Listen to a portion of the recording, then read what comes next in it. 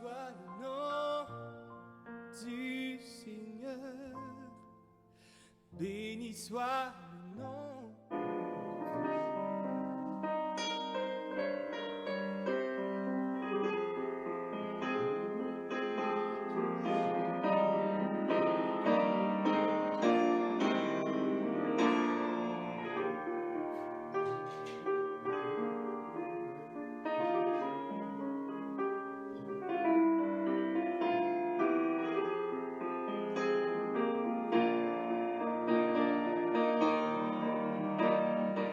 Bonsoir chers frères et sœurs, nous sommes heureux de pouvoir encore en cette soirée nous retrouver connectés en ligne les uns les autres pour notre moment de réunion, de prière et de méditation biblique.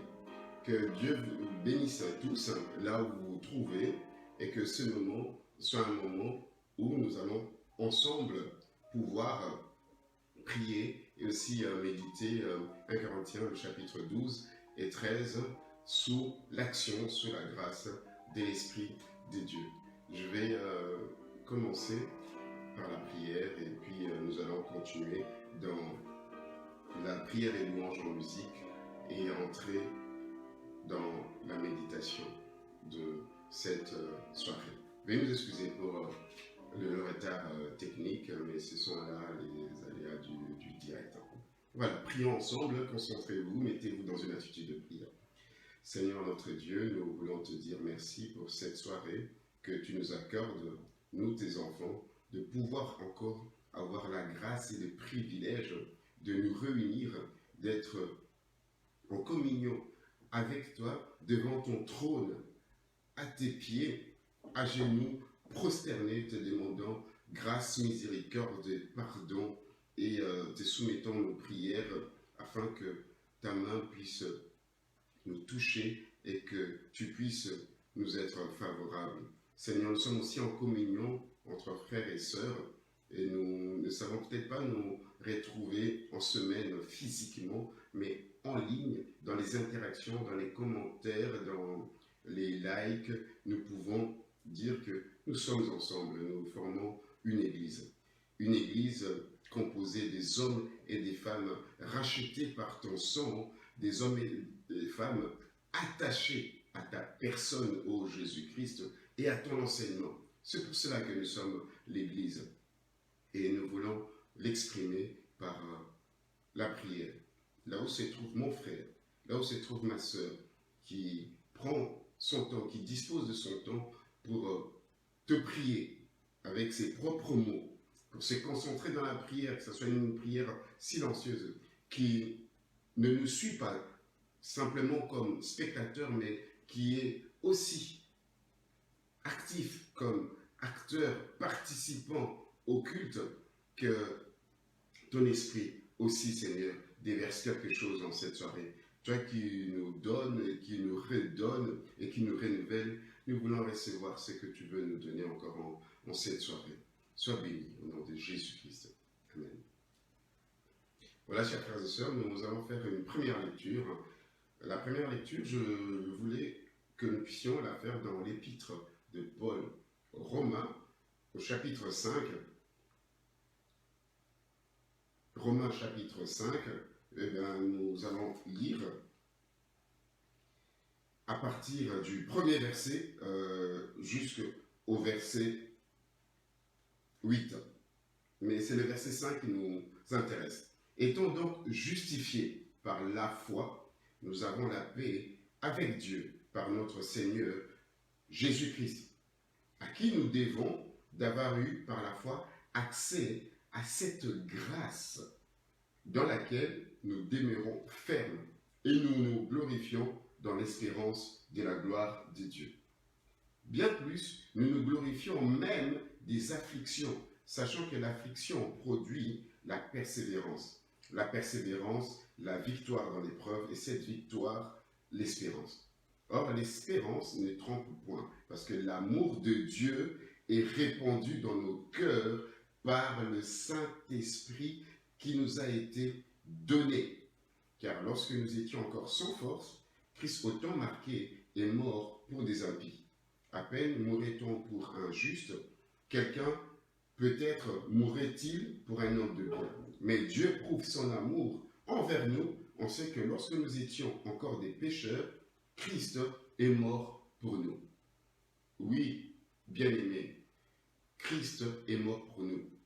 Dieu nous montre son amour par le don de la vie de Jésus-Christ, afin que chacun et chacune, nous puissions être sauvés. Et c'est là aussi l'exemple d'amour que nous devons avoir. Christ est l'exemple d'amour que nous devons avoir. En cette soirée où nous voulons parler de l'esprit, nous voulons parler de la vie de l'esprit dans les rassemblements, dans les cultes, devons-nous comprendre d'ores et déjà, au verset 5, que l'amour de Dieu est répandu dans nos cœurs par le Saint-Esprit qui nous a été donné. Toi et moi avons reçu le Saint-Esprit, le baptême dans l'Esprit, le baptême du Saint-Esprit. Et bien, l'amour de Dieu a été déversé en chacun de nous comme de l'eau. C'est cela, le témoin, pour savoir si tu es spirituel, si tu n'es pas spirituel. C'est cela, le témoin, pour savoir s'il y a manifestation spirituelle dans ta vie ou s'il n'y a pas manifestation spirituelle dans ta vie. J'aimerais faire ce chant de Chris et Laura Christensen qui dit « Je crois à l'envie de l'Esprit en moi ». Si vous le connaissez, vous allez le chanter. Nous voulons louer Dieu en musique aussi.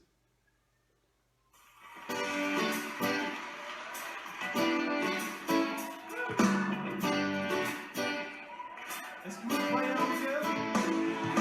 Vous sentez chez lui?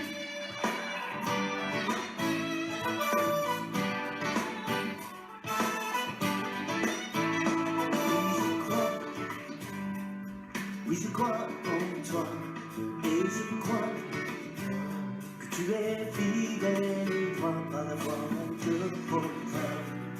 Avec mon âme, que je vis de la vie de l'esprit en moi. Oui, je crois en toi, et je crois que tu es fidèle et droit par la voie mon cœur proclame. Avec mon âme, que je vis de la vie de l'esprit en moi. Émerveillé par ta beauté, mes yeux ont enfin trouvé un chemin de lumière où la terre entière est ta bonté. Oui, je crois en toi, et je crois, que tu es fidèle et droit par la voie mon cœur proclame. Avec mon âme, que je vis de la vie de l'esprit en moi. Couronné d'un ciel étoilé, entouré de ta majesté. La création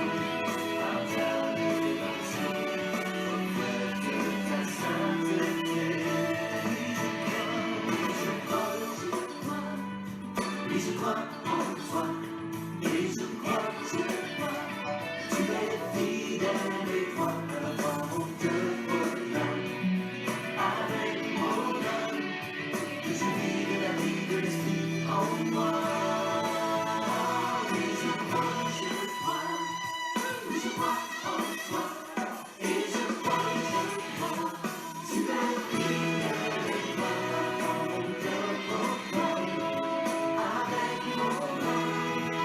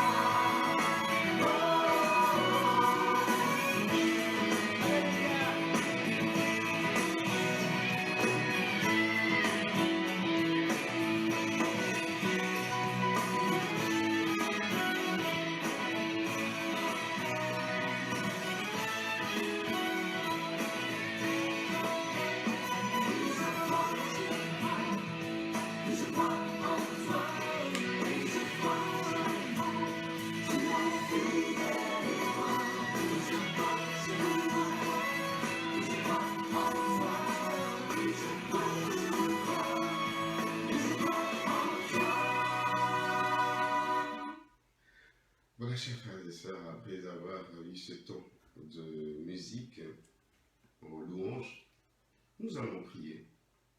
Nous le croyons.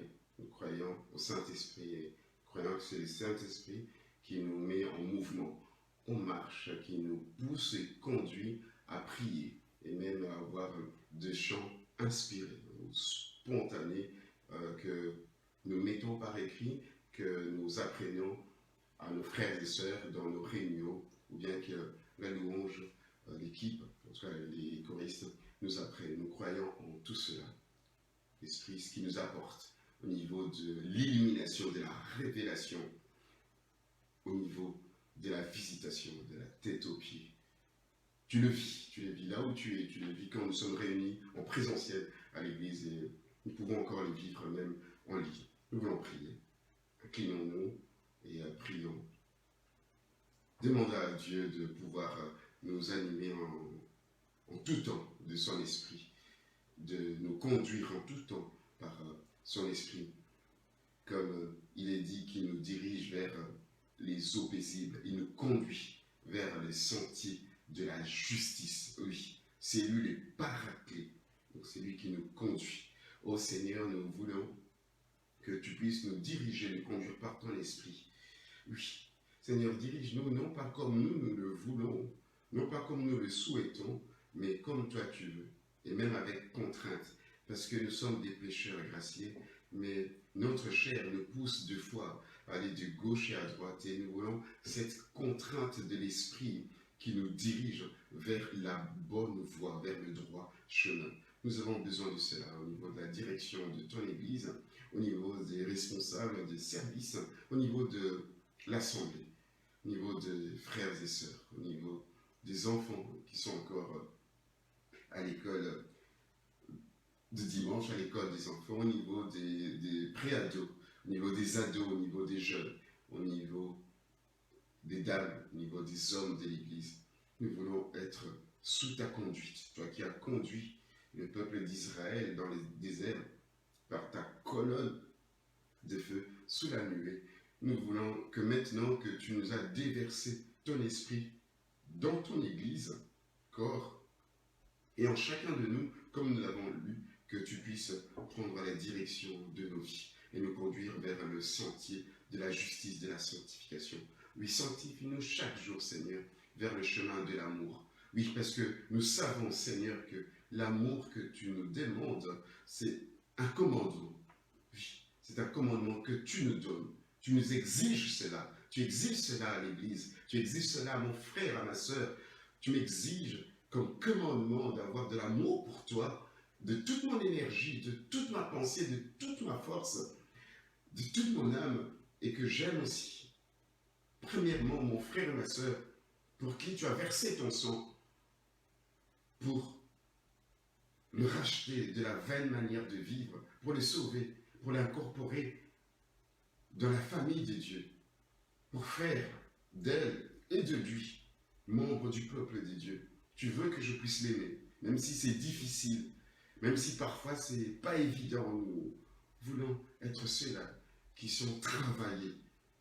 Oui, nous laissons nos cœurs, Seigneur, travaille nos cœurs, enlève les cœurs de pierre, le cœur de dureté, de têtutesse, d'incrédulité. Rends-nous sensibles, donne-nous un cœur de chair qui est enseignable, qui se laisse transformer, qui se laisse modeler par l'action de ton esprit. Oui, nous voulons un cœur obéissant, que tes enfants puissent avoir un cœur obéissant, un cœur compatissant, un cœur généreux, un cœur de charité. Oui, enlève en nous, par l'action de ton esprit, ô Seigneur, nous te le demandons, le cœur de péché, le cœur d'orgueil, le cœur de rébellion. Tu nous demandes de prier sans cesse, et le souhait de tes apôtres est que ton esprit puisse nous sanctifier, l'être tout entier, esprit, âme et corps. Seigneur, que maintenant, ma soeur et mon frère qui est connecté, qui nous suit, puisse bénéficier, lui puisse être au bénéfice de l'action de ton esprit, dans son être tout entier, dans son esprit, dans son âme et dans son corps. Oh oui, tu veux que nos corps, nos membres, nos pieds, nos mains, nos yeux puissent être des instruments de justice, des instruments pour toi, et non des instruments de satisfaction, des péchés, des satisfactions, des passions, des satisfactions de nos pulsions, des satisfactions de la dictée que le diable met en notre esprit. Seigneur, transforme-nous, change-nous, change-nous, toi le grand roi, toi seul peux le faire. Nous sommes devant toi, nous sommes devant toi, toi seul peux nous changer, toi seul peux nous transformer, ô Dieu, toi seul peux nous transformer, toi seul peux nous transformer, nous sommes devant toi. Ma sœur est devant toi, fais-le, je te prie, nous voulons avant de pouvoir méditer, vraiment te dire que nous sommes devant toi, fais en nous quelque chose de nouveau, fais en ton Église quelque chose de nouveau. Seigneur, nous voulons vraiment, dans ce moment de prière, te contempler, voir ta grandeur, ta sainteté qui nous pousse aussi, Seigneur, à être consacrés, à être mis à part pour toi, à être séparés du péché et du monde. Nous sommes devant toi, Seigneur. Nous sommes devant toi. Nous sommes devant toi. Oui, Seigneur. Nous sommes devant toi. Ô Majesté, nous voici, Majesté.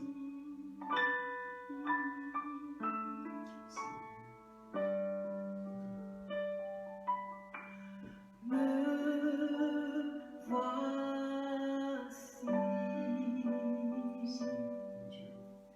ébloui devant ta face, libre par le don de ta grâce. Me voici, être plein d'indignité, mais par la foi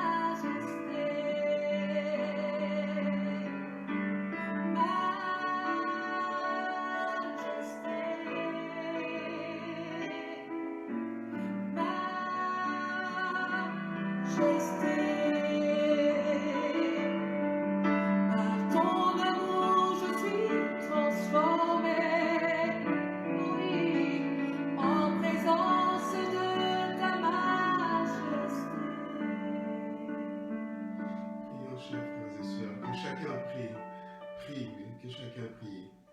Oui, Seigneur, nous savons que ton amour nous a transformés. Oui, cet amour qui nous a sauvés, nous a fait comprendre que tu es notre roi, tu es le sujet de notre joie, le sujet de notre louange, tu es notre force. Seigneur, nous ne recourons pas à autre chose, mais notre force et notre puissance, nous la puisons en toi. C'est toi qui inspires les choristes, ce qu'ils écrivent, ce qu'ils chantent, et même nous les prédicateurs, ce que nous pouvons dire. Oui, amène-nous, Seigneur, de plus en plus dans les profondeurs de ta connaissance. Attire-nous et amène-nous, Seigneur, dans tes appartements célestes, afin de puiser, de prendre ce dont nous avons besoin, ce que l'Église a besoin, et que chacun puisse partager, l'exposer, le communiquer, et que mutuellement, nous soyons bénis, transformés par toi. Oh, notre Dieu, nous avons tant besoin de toi. Nous avons tant besoin de toi. Chers frères et sœurs, je veux que nous puissions continuer à prier, mais vient à l'esprit ce texte qui a fait de nous, qui a fait notre force, toute notre jeunesse. Je ne sais peut-être pas pour vous, mais moi, en tout cas, ce mois de février, de novembre, particulièrement le 23, c'est un mois où je fête, même si je ne peux pas, vraiment la date anniversaire de mon baptême, et j'ai pensé vraiment aux jeunes baptisés de l'Église, ceux qui étaient nouvellement baptisés, et le Seigneur m'avait donné, en tout cas je le crois, ce passage, et je voudrais le partager avec l'Église, avec l'Église du Seigneur. C'est un texte tiré du prophète Amos. Amos chapitre 8, à partir du verset 11. Amos 8, verset 11. Voici les jours viennent, dit le Seigneur l'Éternel. Oui, j'enverrai la famine dans le pays. Non, pas la disette du pain et la soif de l'eau, mais la faim et la soif d'entendre les paroles de l'Éternel. Amen. Oui, cela vient de Dieu. Quand tu as une soif et une faim de lire la parole de Dieu, de vouloir écouter, de vouloir d'être enseigné, c'est un bon signe. Quand tu as faim et soif, ce grand désir de prier, d'être dans la présence intime avec Dieu, que ce soit dans la méditation personnelle, d'un texte biblique, d'une prédication, d'un enseignement, que tu le repasses dans ton esprit, que tu essayes d'entrer en profondeur et de ne pas rester superficiel, cela vient de Dieu. C'est une promesse prophétique qui se réalise en chacun, en chacune. Moi, vraiment, cela m'a parlé. Comme je le disais, je me suis rendu compte que j'ai été baptisé le 23 novembre 1991 et j'avais trouvé mon attestation de baptême que le pasteur Jérémie Tsoukoula m'a envoyé sur Messenger. J'avais des larmes, j'ai dit waouh! Tout simplement parce que j'avais faim et soif d'entendre, d'être enseigné, d'écouter la parole de Dieu. Et la grâce de Dieu m'a transformé, a fait de moi ce que je suis. Et le Seigneur a fait aussi dans ta vie beaucoup de choses. Et c'est pour ça que nous devons le prier avant de méditer le texte de 1 Corinthiens 12, partie 2 et 1 Corinthiens 13. Prions Dieu, prions le Seigneur pour cette grâce qui est agissante dans nos vies, cette grâce qui nous prévient de beaucoup de choses. Seigneur notre Dieu, nous voulons te prier, nous te prions pour ta grâce.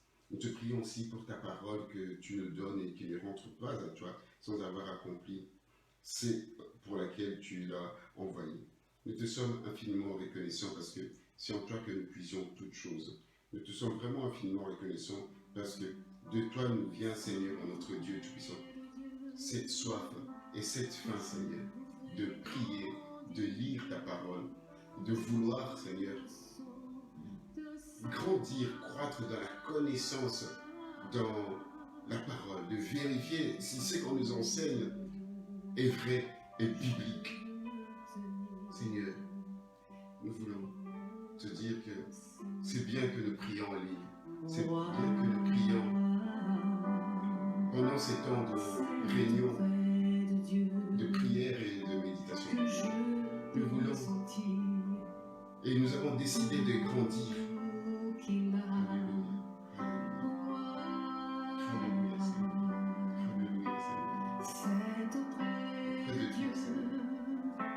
Cela vient de toi.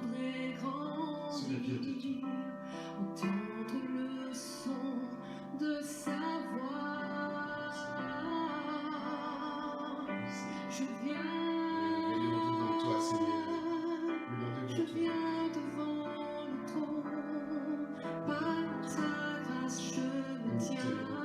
Nous tenons devant toi. En ta Nous sommes devant présence. ta présence, Je Seigneur. Nous sommes devant toi, Seigneur. les Nous sommes yeux devant vers toi. le Nous sein sommes devant toi, Seigneur. pour contempler ta Seigneur, que mon frère rester ne puisse pas demeurer dans la distraction, dans l'ignorance, dans l'aveuglement, mais que, Seigneur, le fait de s'approcher de l'évangile, de la parole de Dieu, de l'enseignement des apôtres, que les écailles tombent des yeux, que les yeux s'ouvrent, oui, que tu ouvres l'entendement, que tu amènes, apportes la lumière, l'illumination dans nos cœurs, afin que nous puissions comprendre, ô Jésus-Christ, ton œuvre, ta personne, et ce que tu attends de ton Église. Alléluia. Seigneur, fais grandir cette faim en nous. Oui, que les membres de notre communauté puissent avoir vraiment cette soif, cette grande soif et faim de ta parole. C'est ta parole qui est avant tout. Au commencement était ta parole. Ce n'était pas les manifestations spirituelles, ce n'était pas la prière, c'était d'abord et avant tout ta parole. Et nous avons besoin de toi, Jésus. C'est toi qui es la parole de Dieu. Cette parole qui nous vient, qui nous parvient et qui ne rentre pas sans avoir accompli ses effets dans ton Église, dans chacun de nous, dans chaque cœur qui est réceptif au message du salut, de l'évangile de Jésus-Christ. Nous voulons grandir, Seigneur. Seigneur, cela passe par ta parole. Cela passe par ta parole. Seigneur, que cette promesse prophétique, que cette parole du prophète Amos puisse vraiment, Seigneur, notre Dieu, se réaliser positivement en chacune et en chacun. pour contempler ta face.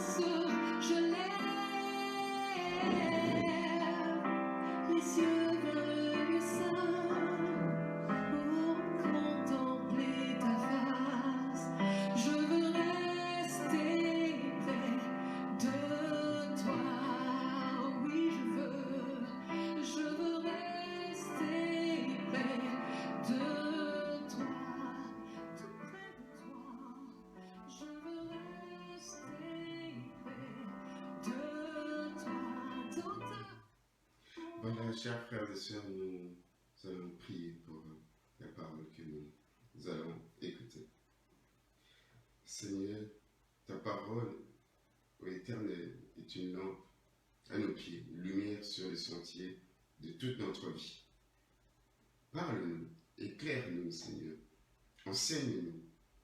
Nous voulons être celles et ceux qui sont attachés à ta personne et à ton enseignement, Jésus-Christ.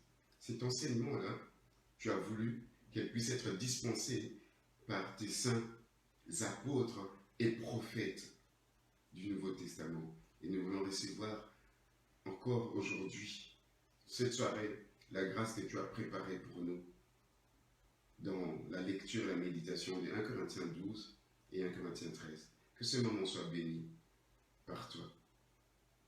Utilise-moi comme ton instrument par mes mots, que tu puisses parler à des cœurs, à celles et ceux qui sont connectés maintenant, à ceux qui nous suivront en rediffusion, ceux qui nous suivront encore plus tard, un autre jour. Que cette parole vivante et permanente puisse transformer, qu'elle puisse être comme un marteau qui frappe, qui modèle, qui construit, qu'elle puisse être cette épée à double tranchant, cette épée qui sonde les cœurs et les reins, qu'elle puisse être cette eau dont nous avons soif, qui nous désaltère. Au nom de Jésus, nous avons ainsi prié. Amen. Voilà, chers frères et sœurs, donc nous allons passer maintenant dans notre méditation de cette soirée. Comme vous le savez, nous avons commencé depuis un temps la méditation de 1 Corinthiens 12. Pourquoi? Parce que 1 Corinthiens 12 parle de l'Église, de la vie de l'Église.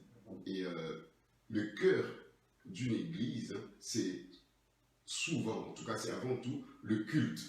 Quand le culte n'est pas bien, eh bien, il y a une disharmonie, et ça fait souffrir, ça impacte les services, ça impacte aussi même les relations entre ceux que Dieu a établis comme responsables et ceux-là qui viennent comme visiteurs et ceux-là qui viennent pour participer au service du culte. Et donc, il est très important que nous puissions méditer, que vous soyez concentrés dans la méditation.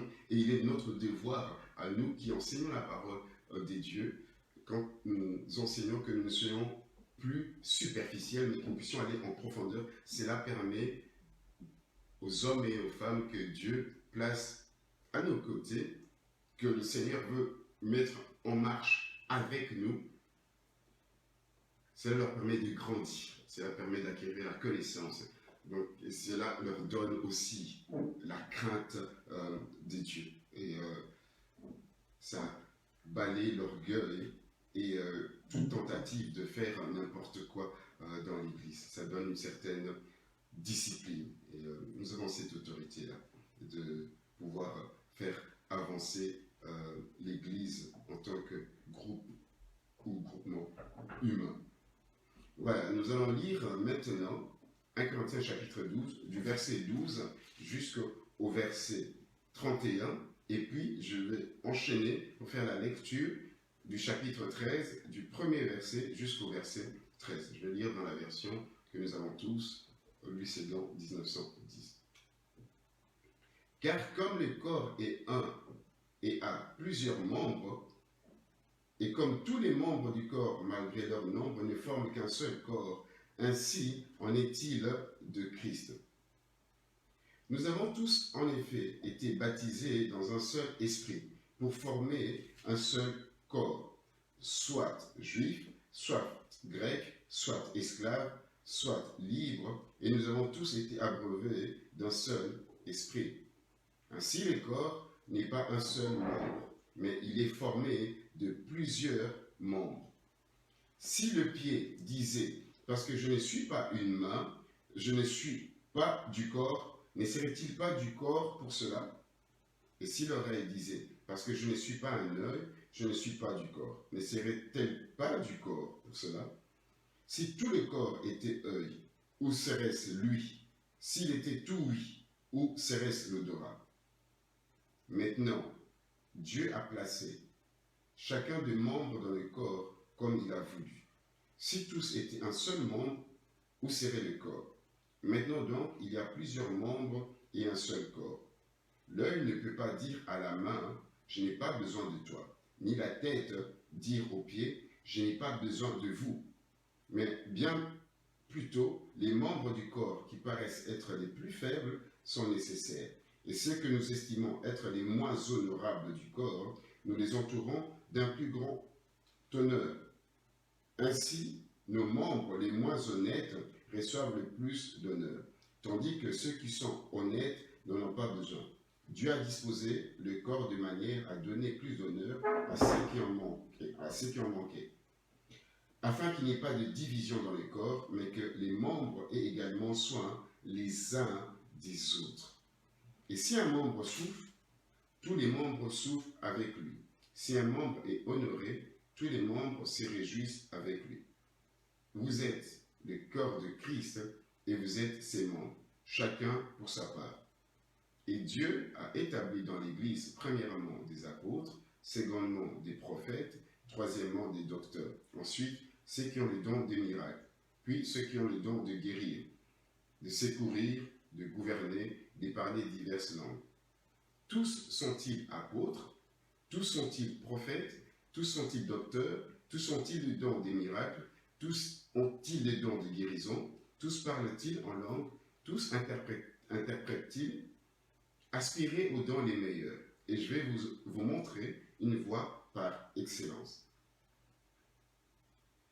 Quand je parlerai les langues des hommes et des anges, si je n'ai pas la charité, je suis un airain qui résonne ou une cymbale qui retentit. Et quand j'aurai le don de prophétie, la science de tous les mystères et toute la connaissance, quand j'aurai même toute la foi jusqu'à transporter des montagnes, si je n'ai pas la charité, je ne suis rien.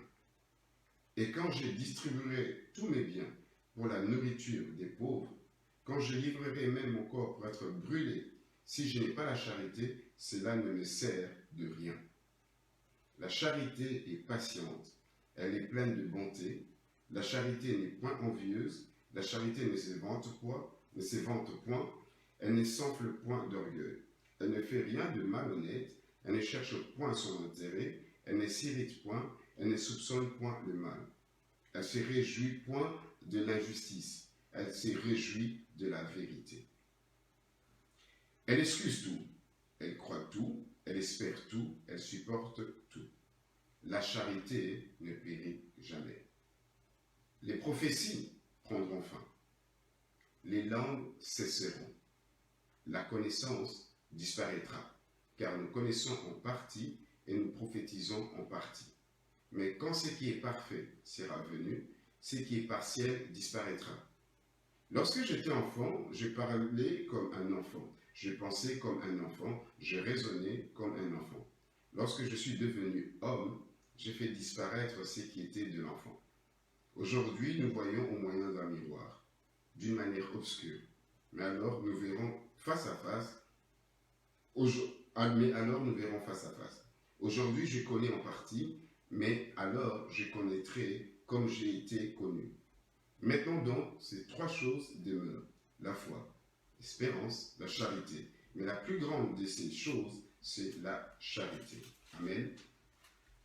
Voilà, chers frères et sœurs, nous avons vu dans la suite de la méditation du livre, de l'épître de 1 Corinthiens, le chapitre 12, du premier verset jusqu'au verset 11. Et nous avons parlé de ce que l'Esprit faisait comprendre, que c'est l'Esprit qui fait cette grâce, qui donne ces charismates, c'est-à-dire ces grâces-là, ces dons, ces cadeaux, d'avoir des dons et d'avoir aussi des services ou des ministères ou de la diaconie, et aussi des actes prodigieux, des actions, des activités qui se font. Mais le but, ce n'était pas pour une gloire personnelle de la personne qui bénéficie de la grâce que Dieu lui a donné en don, ou bien de pouvoir exercer un ministère ou un service, ce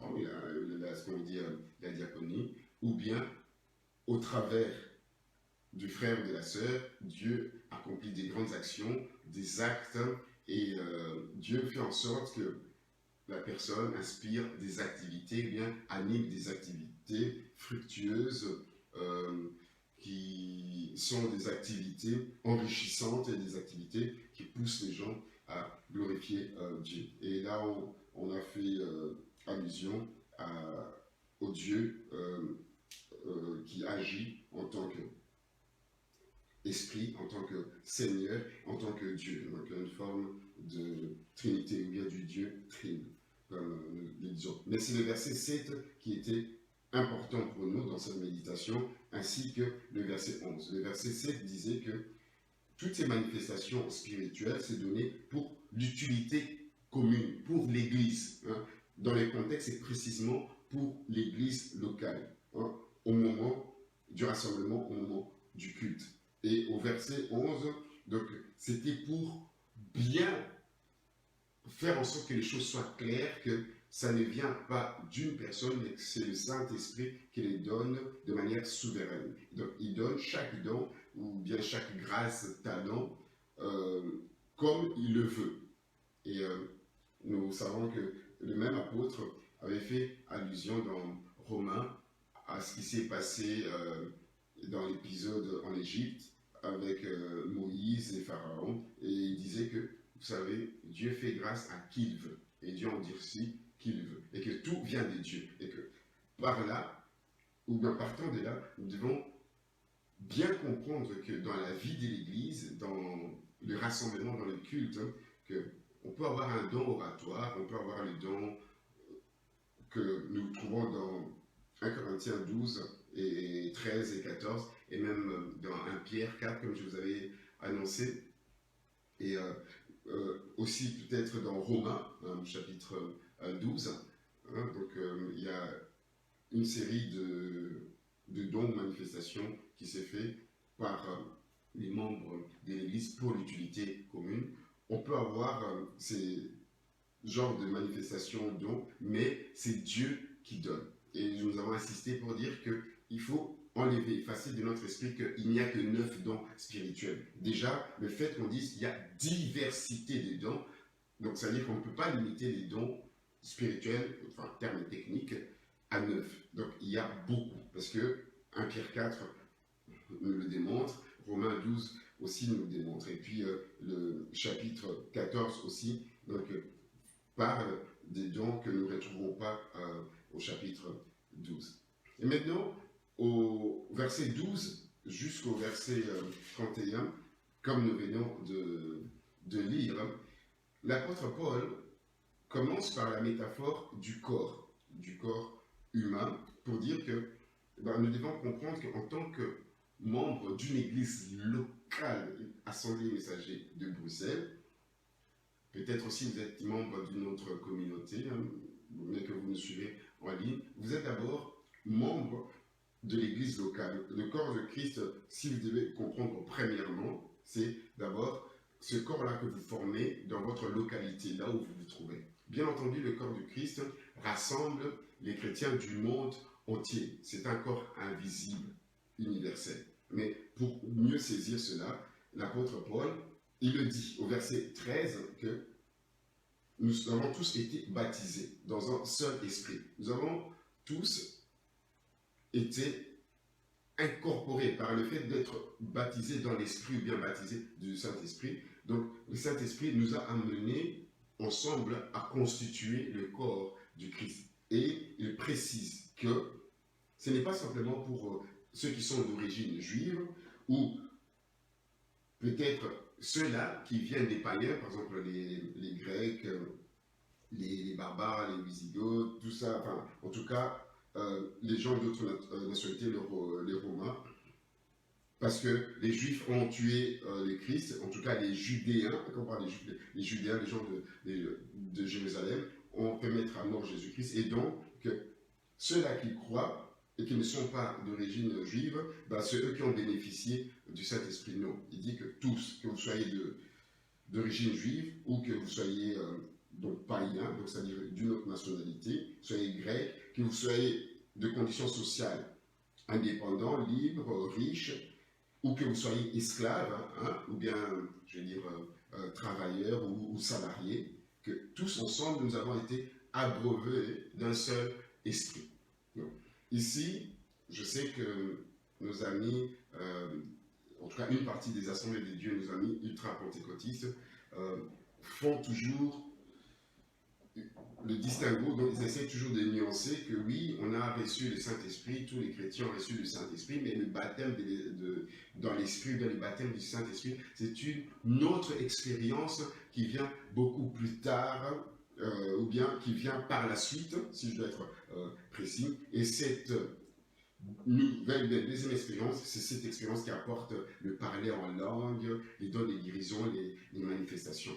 Bon, là, donc, moi, je ne suis pas de ceux-là qui pensent ainsi, mais je voudrais plutôt que nous puissions rester dans le contexte pour vous rappeler que le problème de la question sur les manifestations spirituelles, bien sur les spirituels, qui sont spirituels dans l'église de Corinthe, donc, pour ce qui concerne les dons, hein, bien les spirituels, en tout cas dans les textes grecs, ou les manifestations spirituelles, donc je ne veux pas que vous soyez dans l'ignorance. Donc les Corinthiens s'est posé la question, est-ce que maintenant que nous, on a un certain type de dons, hein, des dons oraux, hein, des dons oraux, vocaux, parler en langue, la prophétie, donc on était des chrétiens haut de gamme, hein, par rapport aux chrétiens low cost qui n'ont pas ces dons-là.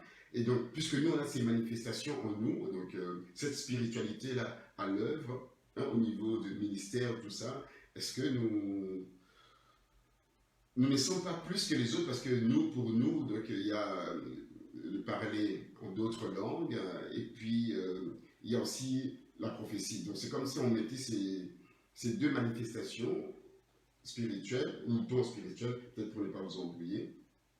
Donc en premier, pour montrer que, c'est peut-être un signe pour savoir si on est spirituel. Mais là, le chapitre 13 a montré que non, c'est pas ces critères-là qui montrent qu'on est spirituel. Mais je vais continuer. Donc, on est au verset 13.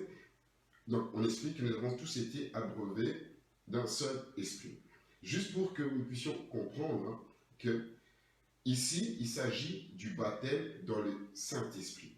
Et même si on dit que nous avons été abreuvés d'un seul esprit, c'est, je veux dire, une image, une représentation pour nous faire comprendre que tu es chrétien, tu es vraiment sauvé par le Seigneur, tu as reçu son esprit tel qu'il avait promis, et que, ensemble, nous qui sommes sauvés, qui sommes convertis, alors nous formons un corps qu'on appelle le corps du Christ.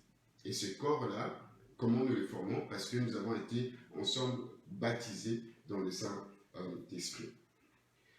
Généralement, ce baptême, c'est un baptême qu'on appelle le véritable baptême chrétien. C'est ce baptême-là qui est fait incorporé dans l'église corps du Christ. C'est ce baptême ici.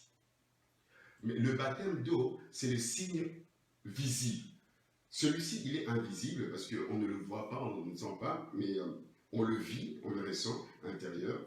Mais le baptême d'eau, c'est le signe visible de l'expérience intérieure que nous avons. Puisque nous avons été sauvés, nous reconnaissons que nous sommes ceux-là qui appartiennent à Jésus-Christ et que nous sommes son Église, alors nous le manifestons par le symbole de prendre le baptême d'eau. L'identification comme étant identifié à Christ, ça s'est fait lorsque nous croyons, lorsque nous recevons le Saint-Esprit, et que tous les chrétiens, tous les croyants ont reçu le Saint-Esprit. Et le baptême d'eau est juste le signe invisible. Pourquoi je dis ça? Parce que les gens ont tendance à dire, oui, vous avez reçu le baptême d'eau, mais plus tard, vous allez recevoir aussi le baptême du Saint-Esprit qui viendra par après. Non. D'abord, et avant tout, c'est toujours le baptême du Saint-Esprit. Les exemples que nous voyons dans la Bible concernant les parler en langue, que ce soit dans Acte 2, que ce soit dans Acte 10 pour Corneille, que ce soit aussi pour acte 8 pour les Samaritains, acte 10 pour Corneille, acte 19 pour les disciples d'Éphèse. Donc, cela ont une autre explication, nous en avons parlé lorsque nous parlons du parler en langue en 1 Corinthiens 14. Mais le Saint-Esprit dit que c'est parce que ensemble, nous formons le corps du Christ que nous avons été baptisés du Saint-Esprit. On n'est pas baptisé du Saint-Esprit parce que on prie pour nous, on nous impose le main, ou bien il y a une parole qui nous touche, on commence à parler en langue. Ah, c'est à partir de ce moment-là qu'on compte qu'on est baptisé du Saint-Esprit. Donc j'ai voulu que les choses soient claires par rapport à cela. Et puis, donc, il montre l'utilité de chaque membre dans l'Église, que ce soit ceux qui parlent en langue et ceux qui ne parlent pas en langue. Il le fait comprendre en disant, imaginez, donc par exemple au verset 21, hein, l'œil ne peut pas dire à la main, je n'ai pas besoin de toi, ni la tête dire aux pieds, je n'ai pas besoin de vous. Ce qui est logique, puisque nous sommes membres d'un seul corps. Imaginez un peu si la main commençait à dire à l'œil, non, toi, non, on n'est pas ensemble parce que tu es tout mouillé, tu es bizarre, tu as une forme bizarre, et puis l'œil commence à dire, toi aussi la main, tu as une forme d'araignée, tu fais tout et n'importe quoi. Non, ça n'a aucun sens, ça ne peut pas se faire parce que donc, tout passe par la tête, c'est la tête qui fait tout fonctionner, et la tête c'est Jésus-Christ. Ce que fait la main, ce que fait l'œil, ce que fait le pied, tout vient de Jésus-Christ. On ne peut pas se désolidariser, dire que non, moi je ne fais pas partie du corps, à voir ce que fait l'œil, à voir ce que fait le pied, je ne fais pas partie du corps. Et dans cette métaphore, il dit quelque chose vraiment de très bien pour l'Église. Ce sont des leçons spirituelles que je donne déjà. Donc il dit par exemple au verset 26, si un membre du corps souffre, tous les membres souffrent avec lui. Si un membre est honoré, tous les membres se réjouissent.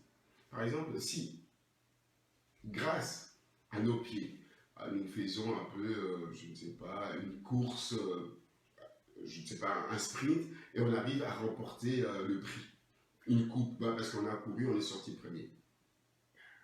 Vous voyez qu'on s'est réjoui parce que les pieds ont permis, par la rapidité, comment dire, la rapidité, que nous puissions rapporter un prix qui honore le corps tout entier. Pareil avec les mains, si on arrive à dessiner, peut-être à participer à un concours de dictée, il faut écrire rapidement, c'est la main qui fait tout ça. Bien si l'œil, qu'on appelle l'instrument de la science, par son observation, arrive à observer, à voir des choses et qu'il puisse trouver, en tout cas, un nouvel élément en matière de physique, parce que la physique, c'est souvent l'observation des mouvements, ainsi de suite, c'est tout le corps qui est honoré, voyez-vous. Et si, maintenant, l'œil ou bien le pied ou la main souffrent, nous devons compatir et souffrir avec. Et c'est ce qui nous manque souvent. Et on dit toujours que le succès a beaucoup a de la parenté, en tout cas, a beaucoup des parents.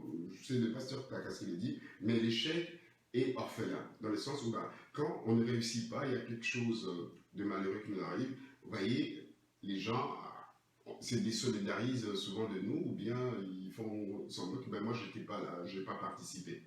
Mais tandis que quand on fait quelque chose de bien, oui, moi je lui ai donné l'idée, moi je l'ai motivé, je l'ai soutenu.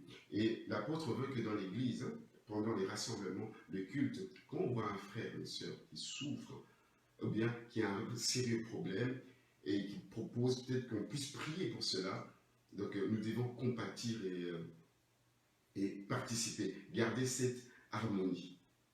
Parce que si on se désolidarise, on fait fi de ne rien voir, de rien savoir, ça va créer une disharmonie qui va apporter un dysfonctionnement dans le corps. Et ce qui n'est pas bien pour le culte, pour la vie de l'Église, pour la vie de l'Esprit. On lui a posé la question sur les manifestations, sur ce qui est spirituel. Alors, pour être spirituel, nous devons être solidaires, c'est compléter les uns les autres.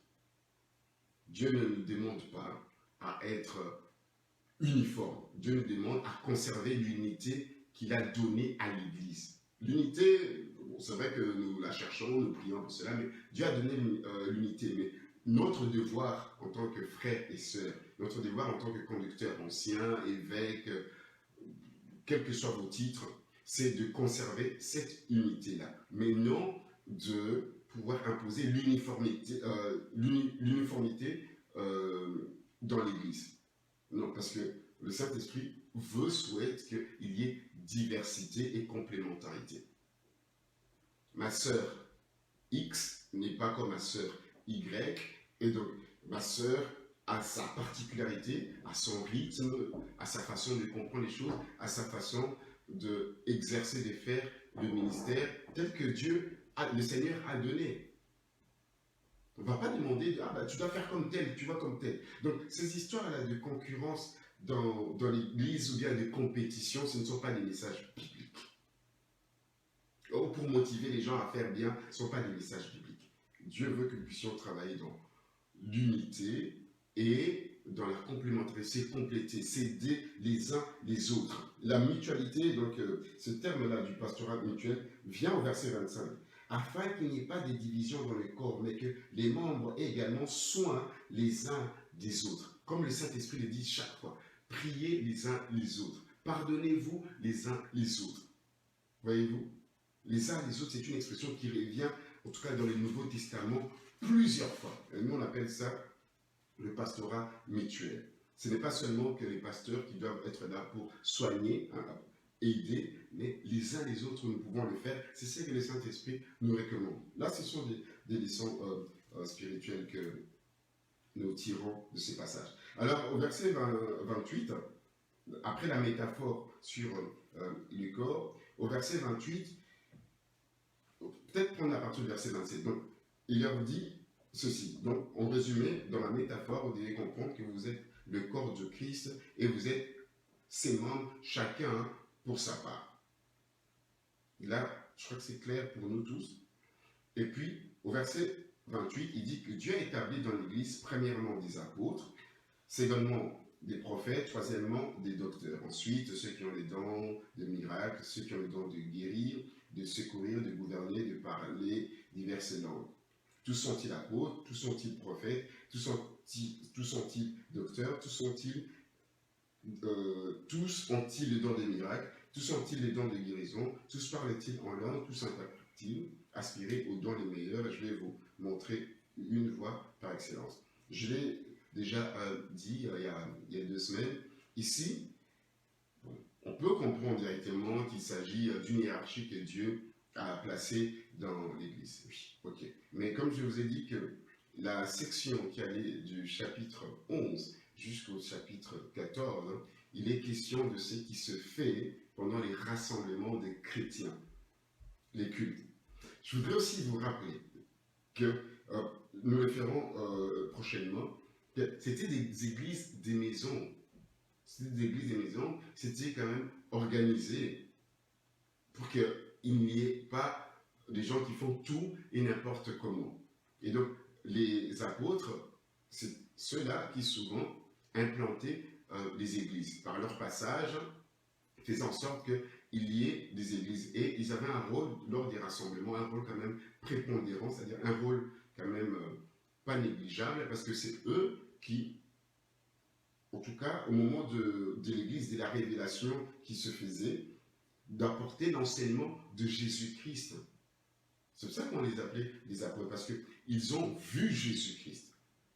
Voyez-vous?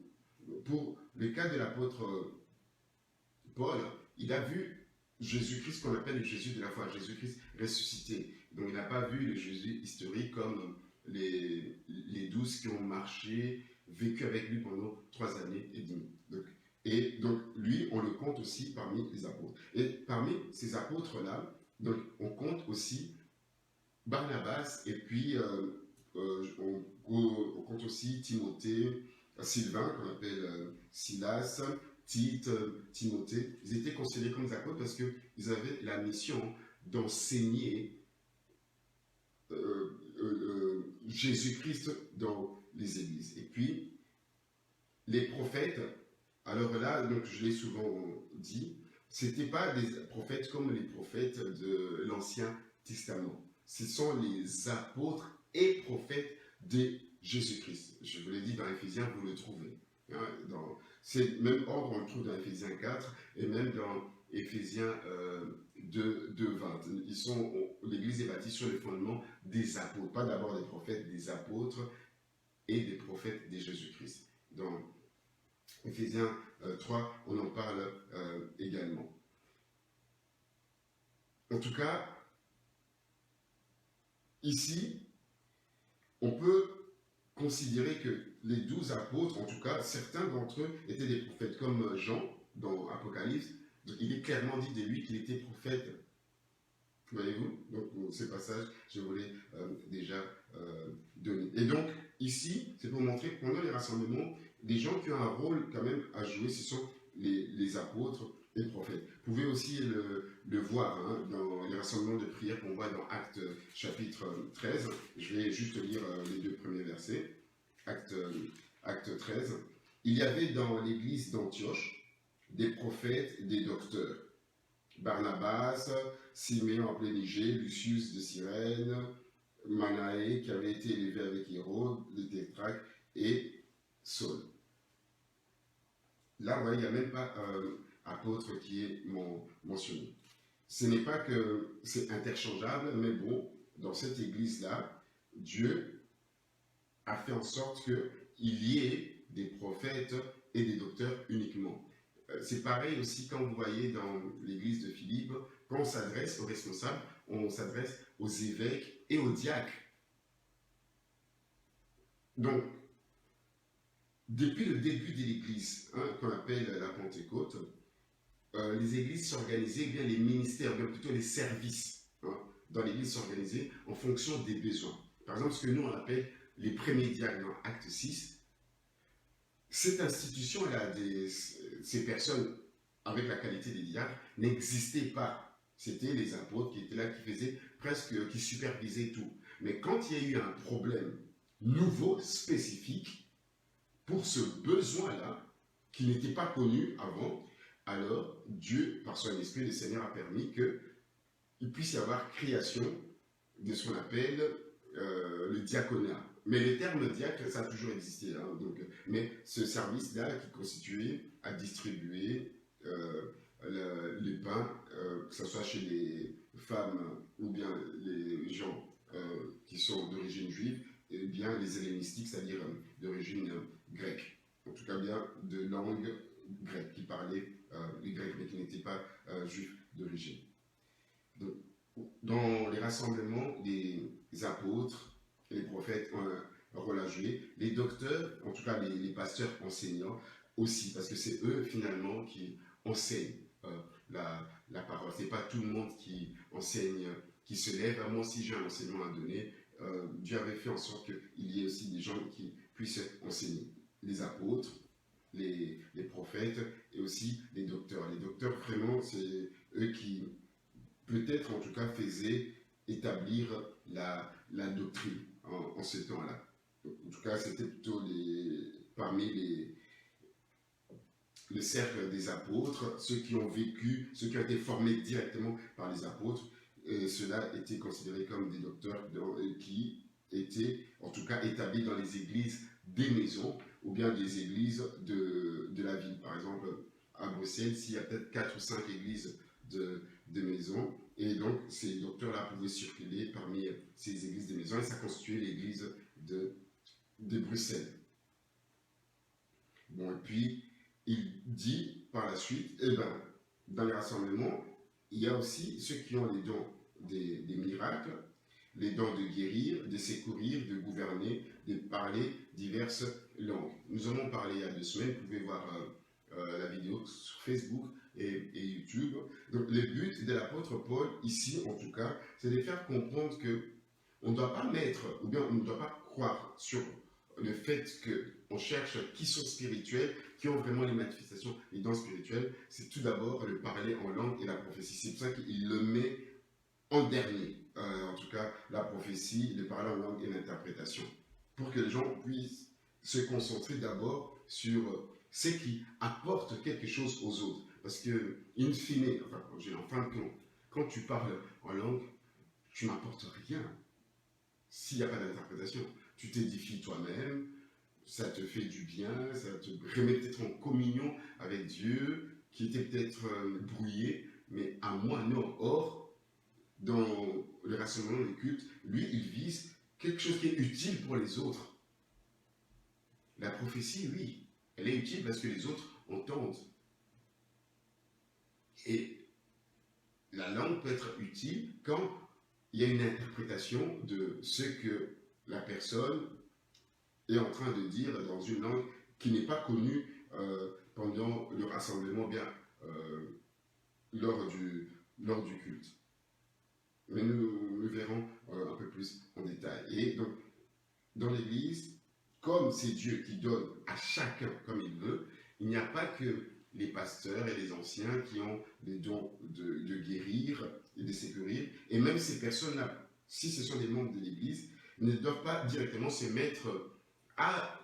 Puisque moi j'ai les dons de miracle, moi je viens juste après les pasteurs, enfin on va dire les apôtres, les prophètes et les docteurs. Dans l'Église, on doit les considérer vraiment en 4e position. Et puis ceux qui ont les dons de guérison viennent en 5e. Ceux qui ont les dons de secourir, hein, de aider les gens, de pouvoir subvenir à des besoins des gens, et que eux, ils viennent, non, ce n'est pas dans ce sens-là. Et puis au verset 31, qui nous permet d'entrer au chapitre 13, il dit que vous devez rechercher, aspirer aux dons les meilleurs. Et je vais vous montrer un don par excellence, enfin une voie par excellence, c'est-à-dire, excusez-moi, une voie par excellence, c'est-à-dire le chemin pour accéder vraiment donc, à un des dons les meilleurs. Mais au verset 13, du chapitre 13, donc, pour l'apôtre, c'est clair, c'est plutôt la foi, l'espérance et la charité. Ce sont des dons qui sont permanents, éternels. Parce qu'il le dit très bien que l'amour est éternel. Dans Lucidon, la charité ne périt jamais. Donc, ça veut dire c'est éternel. Et donc, au chapitre 13, donc, puisque nous voulons avancer, il dit que même si je parle la langue des hommes et des anges, si je n'ai pas la charité, je suis comme un cuivre, hein, ou bien un bronze qui résonne, ou bien une cymbale qui retentit.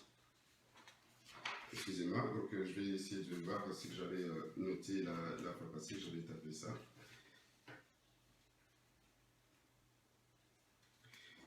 Donc, au fait, ce que veut dire l'apôtre ici, c'est que je veux bien que nous puissions avoir le don du parler en langue.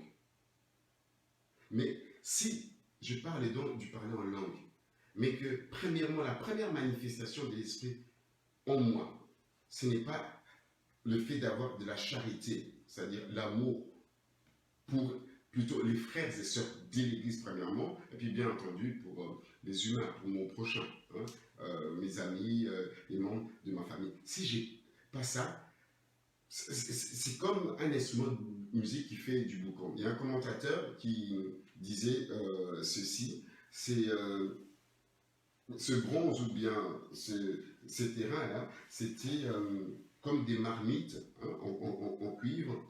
Et lorsque ça se cognait, ça faisait un bruit dans la ville de Corinthe.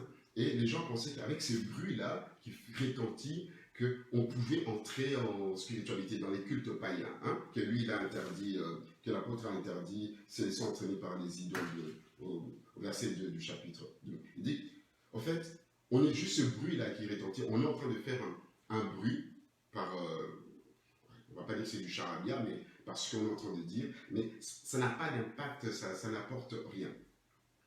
Il parle de parler en langue. Bon, certains ont vu dans ce verset parler la langue des hommes, c'est-à-dire être polyglotte, et puis parler la langue des anges, si c'est une langue des anges. Mais moi, je trouve que c'est juste une exagération, c'est une figure destinée. Je pense que tous les commentateurs arrivent à cette conclusion, et même les églises des assemblées des dieux. Donc, je vois les très grands, enfin, en tout cas, il y en a un qui nous a quittés, comme Alfred Kuhn, dans son livre, même dans son commentaire de 1 Corinthiens, dit la même chose. C'est un très grand pentecôtiste. Il y en a tout plein qui qui arrivent à cette même conclusion. La langue des hommes et des hommes, c'est juste une exagération pour attirer l'attention de Corinthiens. Verset 2, il dit, quand j'aurai le don de prophétie, et même le don de la science de tous les mystères, donc ça peut être un don qui s'apparente à la connaissance, il dit que même si aussi j'ai la foi jusqu'à transporter des montagnes, comme Jésus avait dit à ses disciples que vous devez avoir cette foi augmentée, à tel point que vous pouvez dire à cette montagne, déplace-toi, jette-toi à la mer. Mais de toute façon, dans la vie des apôtres, dans les actes des apôtres, dans les épîtres, on n'a pas vu cela se faire. C'est aussi une forme d'exagération pour dire que oui, le Seigneur l'a dit et c'est possible, mais donc ce que je veux vous dire, c'est que vous avez tellement une grande foi qui peut vraiment impulser donc vraiment une énergie, une grande espérance à l'Église, à la communauté, aux frères et sœurs, et que cette foi-là qui vous donne la conviction que tout est possible, mais s'il n'y a pas de charité, c'est rien. Ça vaut vraiment pas la peine. Et il continue, même si j'ai distribué tous mes biens pour la nourriture des pauvres, et même si je vais jusqu'à me faire immoler, hein, quand je livrerai même mon corps pour être brûlé, si je n'ai pas la charité, cela ne me sert de rien. Voyez-vous, l'apôtre est en train de dire qu'on peut avoir tous les dons spirituels, mais si ce don-là n'est pas animé avant tout par la charité, c'est rien. Parce que la charité, comme je l'ai dit au début, lorsque nous avons fait la première lecture du texte d'introduction, ce qu'on appelle la charité, ça veut dire simplement l'amour. Or, Dieu nous donne, le Seigneur nous donne le commandement de nous aimer les uns les autres. Vous le voyez dans Lévitique. Et Jésus, dans Matthieu 22, quand on lui a posé la question, quel est le plus grand des commandements? Il dit, c'est aimer Dieu de tout son cœur, de toute sa force, de toute sa âme, de toute sa pensée. La nouveauté que Jésus a mis dans le verset qui se trouve dans Deutéronome et dans Lévitique, et dit, et de aimer son prochain comme soi-même. Donc il dit que c'est cela même le résumé de la loi de Moïse et de l'enseignement et des prophètes. Voyez-vous? Donc la charité, elle est très importante. Aimez les frères en premier, avec qui vous évoluez, qui vous grandissez, c'est très important. Si dans l'église, vous n'arrivez toujours pas à vous aimer, et cet amour, la charité, l'amour, on ne le voit pas, c'est un peu comme le courant électrique, on le voit juste parce qu'il y a de la lumière, enfin, il y a des lampes, et voilà, donc il y a des halogènes. Ben, si on ne voit pas, vous ne saluez pas, vous ne prenez pas des nouvelles, ben, s'il n'y a pas ces preuves de charité, alors il est difficile de dire que vous êtes spirituel, il est difficile de dire que vraiment vous avez ces charismates, ces grâces-là qu'on appelle techniquement dons spirituels, et que cela est utile pour la communauté. Commençons d'abord par avoir l'amour. Et l'amour est le premier cadeau que Dieu nous a donné. Nous disons toujours que nous avons reçu le Saint-Esprit, nous avons reçu le Saint-Esprit. Romains 5 dit, oui, l'amour de Dieu a été déversé dans nos cœurs par le Saint-Esprit qui nous a été donné. Lorsque Dieu a répandu le Saint-Esprit au jour de la Pentecôte, il a répandu le Saint-Esprit et le Saint-Esprit est venu avec la plénitude de l'amour. C'est pourquoi les premiers chrétiens, vous voyez, ils étaient tout le temps ensemble, ils mangeaient ensemble, ils partageaient tout ensemble. Qu'est-ce qui fait que tu n'arrives pas à partager avec les frères et sœurs, ni même à commenter, à liker, mais très distant des membres de ton église, que ce soit dans les réseaux sociaux, que ce soit même en présentiel, ne vouloir pas dire bonjour aux autres, ne vouloir jamais cotiser, même quand il y a des nouvelles, ou bien des communiqués nécrologiques, ou bien même des heureux événements des mariages, tu ne participes pas, tu ne fais rien. En quoi on va savoir, ne fût-ce que au moins se dire que, ah mais oui, il y a quand même des preuves d'amour, des preuves de charité. Je pense que le Seigneur veut nous interpeller quand nous étudions les épîtres. Je voudrais vous lire, mais en 2 colonnes, ce qui est positif, en tout cas le caractère positif de l'amour et le caractère qui est les choses à ne pas faire, ce qui est négatif, que produit l'amour en nous. Je vais commencer d'abord par ce qui est négatif. Dans 1 Corinthiens chapitre 13, revenez, vous allez voir ce qui est négatif et qu'on ne peut pas faire quand on a la charité. Donc la charité n'est pas envieuse, ou bien l'amour n'est pas envieux.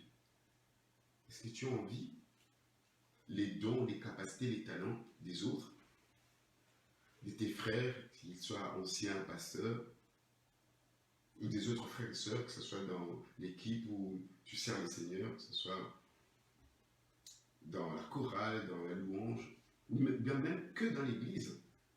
Ça, c'est très négatif, qu'il faut bannir quand on a l'amour. Si tu continues toujours à être envieux, alors regarde-toi. Et on ne se vante pas dans l'église, pendant les cultes, que ce soit dans les témoignages.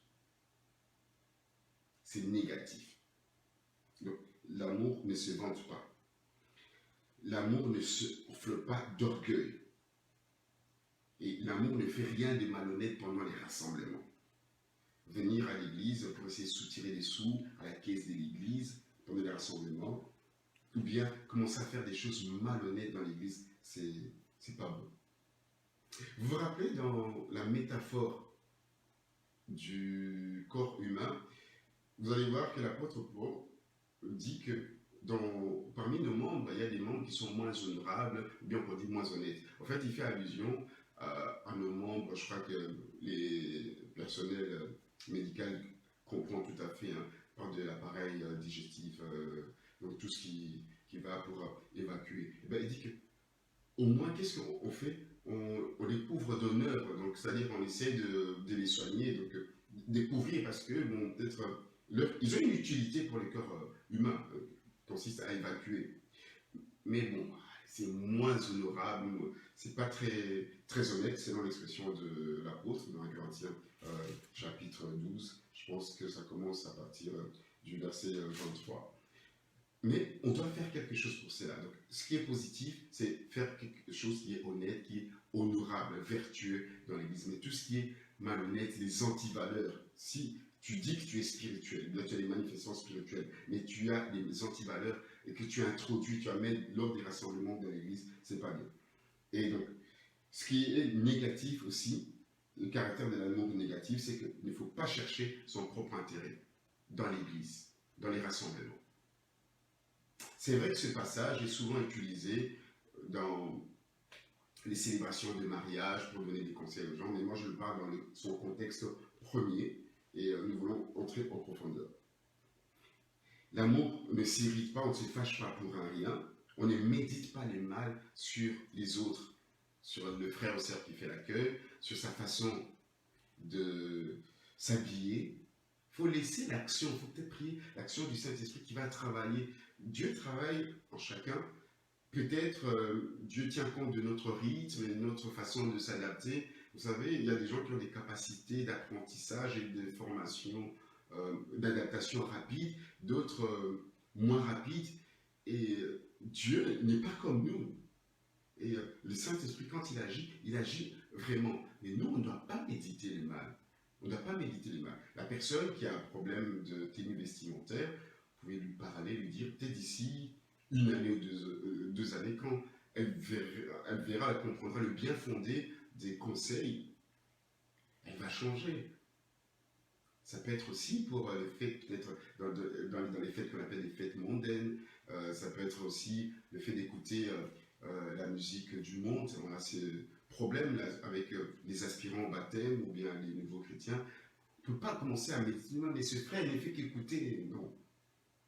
Il faut avoir de l'amour et aimer la personne, aussi de lui parler, de lui donner des exemples, que vaut mieux écouter la musique qui rend gloire à Dieu que les chants des insensés, comme dit les livres d'Ecclésiaste. Donc voilà, donc, ne se réjouis pas de l'injustice aussi. On ne peut pas se plaire quand il y a l'injustice sociale dans l'Église, l'injustice et l'acceptation des personnes fait du favoritisme dans l'Église. Non, c'est des choses qu'il ne faut pas accepter. Il ne faut pas garder silence non plus. Mais par contre, ce qui est positif, c'est que la personne qui a la charité, elle est patiente, elle est serviable, elle se réjouit de la vérité, elle pardonne tout, Elle croit tout, elle espère tout, elle supporte tout. L'Église est souvent composée des personnes qui étaient des pécheurs, qui ont été graciés, pardonnés par Dieu. Il y a peut-être des gens avec qui on a eu des problèmes, de relations interpersonnelles. Et moi, je connais une église où il y a un frère qui devait être en contact avec l'ex de son épouse. Et puis, il y a des gens dans l'église qui ont eu peut-être à avoir des problèmes de pédophilie avec l'enfant peut-être d'un couple. Oui, il faut pardonner, supporter tout. Mais nous, ce que nous devons faire, et là, donc c'est peut-être important que nous le partageons, même plus tard dans les commentaires et quand nous nous retrouvons en présentiel. Par exemple, ce cas de pédophilie que j'ai connu dans une église, si un frère a eu à avoir des actes de pédophilie envers une jeune fille mineure, ou même, on va dire peut-être c'était ado, non, 12-13 ans, pré-ado, préadolescente, on ne peut pas laisser ce frère ou bien le mettre dans l'équipe des responsables des jeunes ou bien à l'écodime. Dieu l'a pardonné, nous l'avons pardonné, nous le supportons, mais on ne va pas l'exposer. Je pense que même le juge trouverait qu'on est une église qui n'est pas normale si en tout cas l'affaire a été portée en justice. Voilà, donc j'essaie de gagner du temps puisqu'il ne reste plus beaucoup de temps. C'est que ici, l'apôtre, en tout cas, a fait comprendre du premier verset jusqu'au verset 7 le caractère de l'amour, le caractère positif, et puis les caractères négatifs. Et puis, il dit que nous devons comprendre une chose qui est sûre et certaine, c'est que l'amour est éternel. L'amour, c'est Jésus. Quand vous lisez dans 1 Jean chapitre 4, je vais peut-être lire cela, et puis après, je fais juste dans l'esprit, juste un tableau de ce qui est partiel comme don et ce qui est complet, et nous allons prier par la suite. J'aimerais que nous puissions lire deux textes. D'abord dans 1 Pierre 4, que nous relirons aussi une prochaine fois, et puis dans l'épître de Jean.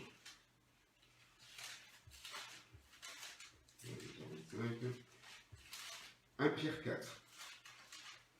1 Pierre 4. À partir du verset 7. C'est très important, ça peut être inspirant pour une prédication, une exhortation dans un culte de famille ou bien pour les distingués hommes de Dieu de l'Église.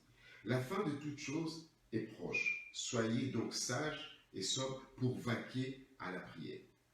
Normal, on voit le temps eschatologique, on nous demande de vaquer, de prier, même pour le mois décembre de prier. Mais, avant toute chose, ayez les uns pour les autres une ardente charité. Prière d'abord, oui, ok, nous acceptons, mais avant toute chose, d'abord, la charité, une ardente charité. La charité couvre une multitude de péchés. En tout cas, on a vraiment besoin de remettre tout à zéro dans nos relations dans l'Église pour que l'Église puisse bénéficier des grâces de la communion avec Dieu, que l'Église puisse avancer. Et même nous, même personnellement, nous avons besoin aussi d'un certain nombre de paix intérieure par rapport à la vie de péché qui vient de Dieu. Exercer l'hospitalité les uns envers les autres sans murmure. Et puis, comme des bons dispensateurs des diverses grâces de Dieu, que chacun de vous mette au service des autres, et donc il a reçu ça, nous le verrons par la suite. Donc ici, il était vraiment important de comprendre pourquoi l'amour, cet amour-là qui est éternel, est très important dans l'Église, dans les rassemblements, dans les cultes. On veut prier beaucoup, on va qu'à la prière, avant toute chose, une ardente charité. Alors, dans 1 Jean, quand il parle de l'amour, je vais prendre le texte où on parle de l'amour. Donc, au chapitre 3. Au chapitre 3, ça va jusqu'au chapitre 4. Voyez quel amour le Père nous a témoigné pour que nous soyons appelés enfants de Dieu. Et nous le sommes. Si le monde ne connaît pas, c'est qu'il ne l'a pas connu. Bien aimé, nous sommes maintenant enfants de Dieu. C'est que nous serons n'a pas encore été manifesté, mais nous savons que lorsque cela sera manifeste, nous serons semblables à lui parce que nous le verrons tel qu'il est. Bon, je vais sauter, excusez-moi, c'est pas ce que j'ai voulu partager avec vous. Ah voilà, c'est à partir du verset 14. Nous savons que nous sommes passés de la mort à la vie parce que nous aimons les frères. Celui qui n'aime pas demeure dans la mort. Quiconque est son frère est un meurtrier. Vous savez qu'aucun meurtrier n'a la vie éternelle demeurant en lui. Nous avons connu l'amour, on sait qu'il a donné sa vie pour nous, et nous aussi nous devons, c'est un devoir, donner notre vie pour les frères. Si quelqu'un possède les biens du monde et que voyant son frère dans le besoin, lui ferme ses entrailles, comment l'amour de Dieu demeure-t-il en lui? Amen. Voilà, donc c'est un texte que je voulais que vous puissiez comprendre. Quand on aborde la charité ici, on parle vraiment de l'amour, c'est vrai pour Dieu, mais plutôt l'amour entre frères et sœurs de l'Église locale, en premier et en particulier, et puis on peut par extrapolation parler de toutes les autres églises, de membres de nos familles et des amis. Et par conséquent, il dit ceci, puisque c'est l'amour qui ne succombe pas, ne périt pas, qui est éternel, donc c'est comme un charismate, c'est-à-dire une manifestation, une grâce spirituelle, un don spirituel, donc, techniquement. Hein? Donc ça dit parce que ça vient de Dieu. Donc c'est-à-dire c'est qui vient de Dieu, un cadeau qui vient de Dieu. Donc l'amour est vraiment le top dans ce que nous devons rechercher dans les rassemblements. Mais ce qui est partiel, qui va finir, les prophéties, les langues, la connaissance, et tout ce qui va avec, et notre enfantillage. Quand nous parlions comme avant, nous agissons comme des enfants, ça va partir. Nous voyons au moyen d'un miroir.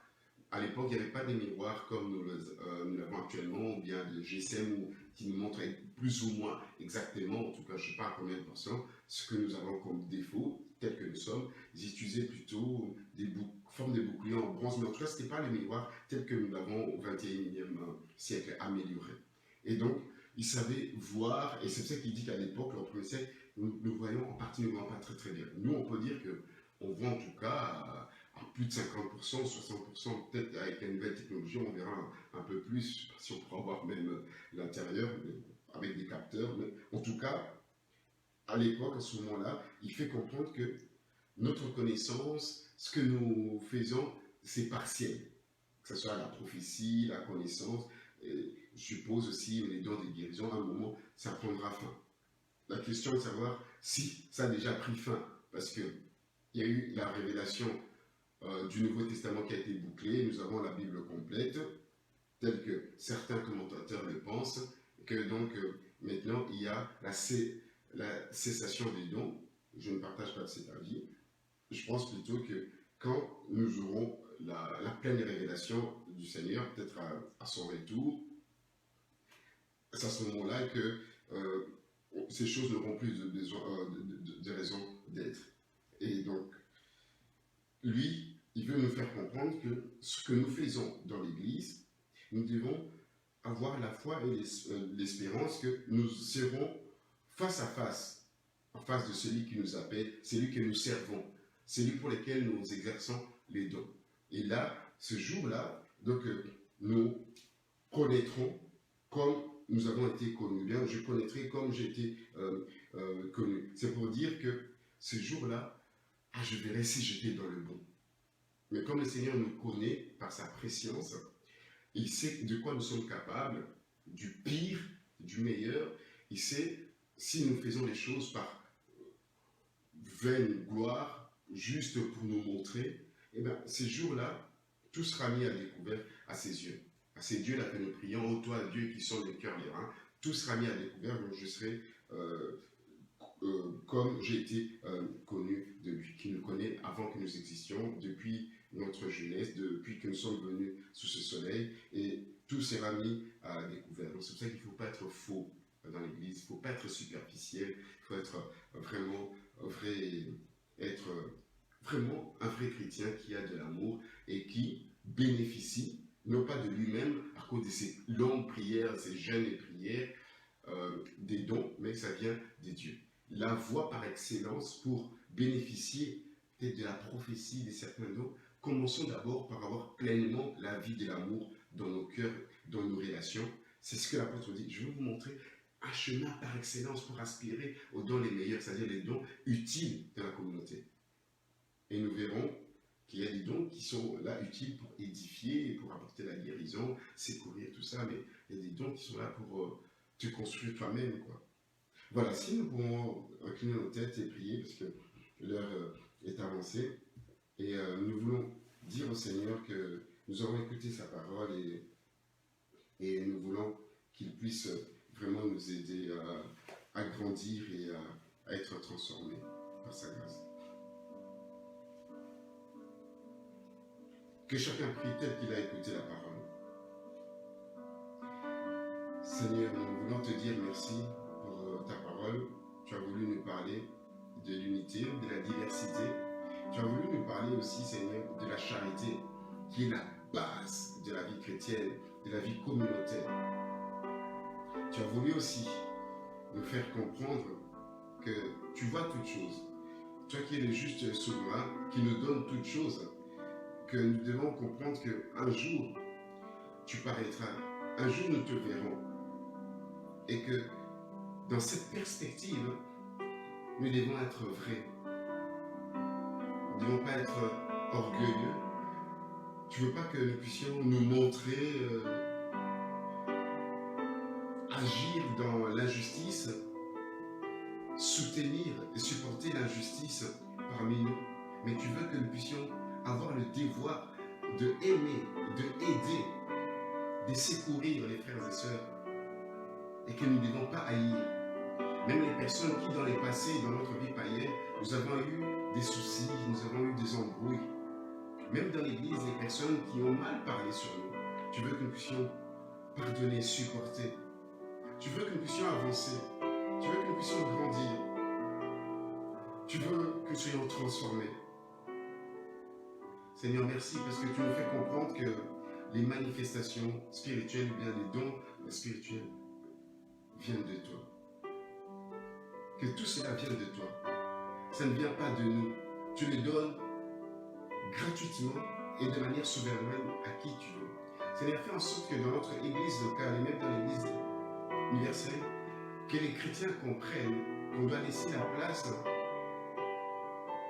à ceux qui nous construisent, qui nous édifient par l'enseignement, comme les docteurs, ceux qui ont les paroles prophétiques, ceux qui mettent la doctrine des apôtres, aussi ceux qui peuvent apporter le secours dans l'Église, ceux qui ont ces dons de gouverner, de leur donner la place dans l'administration de l'Église, bien dans la conduite du moment, du culte et de louange, ceux qui ont le don d'opérer des miracles et que les gens en bénéficient, ceux qui ont le don de guérison, ceux qui ont une parole de révélation, des connaissances de Dieu. Ceux qui ont surtout la foi pour faire augmenter la foi de l'Église. Quand tout semble s'écrouler, quand tout semble perdu, impossible, afin que nous puissions avoir la foi en Dieu, ce Dieu des miracles, ce Dieu capable de tout. Alléluia. Transforme-nous. Merci Seigneur. Tu as écouté la prière de mon frère et de ma sœur. Merci pour tout. Alléluia. Voilà, chers frères et sœurs, nous sommes arrivés à la fin de notre réunion. Juste pour vous dire que nous sommes l'église locale, nous avons des annonces que nous recevons par la plateforme WhatsApp. Et suivant ce qui sera annoncé, que ce soit pour les communiqués nécrologiques, lorsque nous aurons le programme, mais nous savons ce que nous devons déjà faire par charité au niveau de l'appel, de la consolation, de compatir et de participer. Et nous aussi, en tant que chrétiens, participons à la vie de l'Église avec nos dons et moyens, qu'on appelle les collectes. Merci à celles et ceux qui participent avec leur dîme, puisqu'ils ont estimé de le faire. Merci à celles et ceux qui font des collectes régulières, et que plus tard, nous allons vous dire de mentionner collecte au lieu de garder la mention, la communication offrande. Merci en tout cas pour cela. Continuez à le faire et vous allez avoir les numéros, vous qui souhaitez aussi participer à la vie de l'Église Assemblée des Messagers de Bruxelles, vous allez avoir les numéros sur notre page Facebook, sur YouTube également, ainsi que sur notre groupe WhatsApp. Nous le faisons à chaque fois. Vraiment que Dieu vous bénisse et que nous puissions comprendre que nous sommes appelés vraiment à aller de l'avant. Nous allons faire la prière de clôture et que Dieu puisse vraiment vous visiter en cette soirée, à entrer dans la profondeur, à ne pas rester superficiel quand vous méditez, quand vous lisez la Bible, quand vous prêchez, exhortez. Seigneur notre Dieu, tu nous as parlé et nous te sommes infiniment reconnaissants pour ce temps de prière et de méditation. Puisses-tu, ô Dieu, nous aider, Seigneur notre Dieu, dans notre croissance spirituelle, par l'assistance de ton Esprit qui nous remplit les cœurs de charité chaque jour, à chaque instant, et nous donne de réaliser les preuves d'amour dans la participation à la souffrance des membres de l'Église, à la participation à la joie des membres de l'Église, à la participation dans les finances de l'Église, à se parler, à prendre soin les uns les autres, à se téléphoner, à se visiter et surtout à participer à la vie du culte, que ce soit les cultes en présentiel, les cultes en ligne. Vraiment à sortir de la timidité et à interagir pour exprimer notre amour pour l'Église, la vie de l'Église, les activités de l'Église. Seigneur, celles et ceux qui souffrent dans leur corps maintenant, là où ils sont, Seigneur, puisses-tu les visiter maintenant, le corps tout entier, Seigneur, de la tête aux pieds, au nom de Jésus-Christ. Seigneur, apporte la guérison, apporte un prompt rétablissement à ceux qui sont en convalescence. Seigneur, bénis cette fin de semaine. Nous allons nous retrouver dimanche au culte en ligne sur Zoom qui sera déployé sur Facebook et YouTube. Puisses-tu, Seigneur, nous faire encore du bien par l'instrument que tu as choisi. Soyez bénis, chers frères et sœurs. Que Dieu vous bénisse et...